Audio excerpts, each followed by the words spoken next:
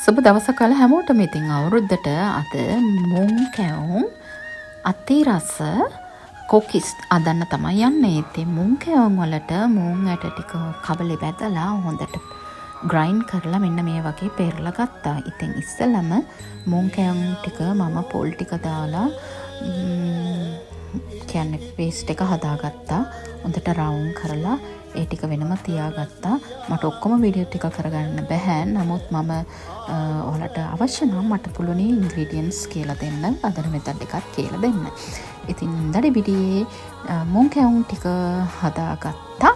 ඊන් පස්සේ අතිරස වලට මික්සර් එක ඔක්කොම මේව කරලා අතිරස එකත් මම ට්‍රේ එකට දාලා ලස්සනට කපලා රෙඩි කරගත්තා. ඒ ටිකත් රෙඩි කරලා ඉවරුණායින් පස්සේ කොකිස් වලට බැටර් එක මේව කරා. ඉතින් දැන් අපි යන කොකිස් බැද්දා බදින ගමන් තමයි ඉන්නේ. ඉතින් බදපු ගමන් කොකිස් එකත් රසට ආවා. ඉතින් පසනයත් මට උදව් කරා. දිනේෂ් අක්කා තමයි අද උදේ ඉඳලා මට හකුරු එහෙම ග්‍රේටඩ් කරලා දුන්නේ. ඉතින් පැණි නැති නිසා හකුරු ග්‍රේට් කරලා ඒක මම පැණි වගේ භාවිතා කරා. ඉතින් හැම දෙයක්ම ලස්සනට ආවා. thank you ප්‍රසන්න අයියටත් ඉතින් මට උදව් කරාට අතිරස හදන්න ආදී අපි ඔක්කොම කොලැබරේට් වෙලා කැම ඇදුවා. තව තියෙන්නේ කොණ්ඩ කැවුම් හදන්න. කොණ්ඩ කැවුම් එක try කරනවා. ඒක බැරි වුණොත් අපි හැඳි කැවුම් හරි හදනවා.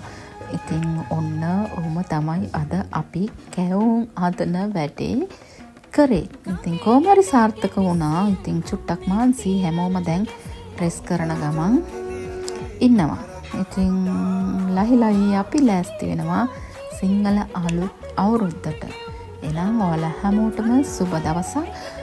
ඔයාලට අවශ්‍ය නම් කොකිස් හදන්න කොහමද රෙසිපි එක මට කියන්න පුළුවනි. අනිත් එක අතිරස හදන්නත් රෙසිපි එක මට කියන්න පුළුවනි. ඔයාලට පැණි නැති වුණොත් අර හකුරු අරගෙන ඒවා ග්‍රේටඩ් කරලා ඒකට වතුර ටිකක් දාලා ලිපේ තියලා ඒක පැණි කරලා ගන්න පුළුවනි. ඉතින් අතිරස හදන හැටිත් මට කියලා දෙන්න පුළුවනි. මුං කැවුම් හදන හැටිත් මට කියලා දෙන්න පුළුවන්. හරි ඉතින් අපි යදුවා දිනේෂ් අක්කටත් බොහොම ස්තුතියි. අද උදේ ඉඳලා මගෙත් එක්ක ඉඳලා ප්‍රසන්න අයටත් බොහොම ස්තුතියි. ඉතින් මටත් බොහොම ස්තුතියි. හැමෝටම ස්තුතියි. thank you very much for helping. එහෙනම් අපි නැවත හමු වෙමු. ඔයාලත් ලස්සන්ට ඔයාලගේ කැම මෙසේ රෙඩි කරන්න වෘතු රස කැවිලි එහෙම හදලා. එහෙනම් සුබ දවසක් හැමෝටම. bye bye.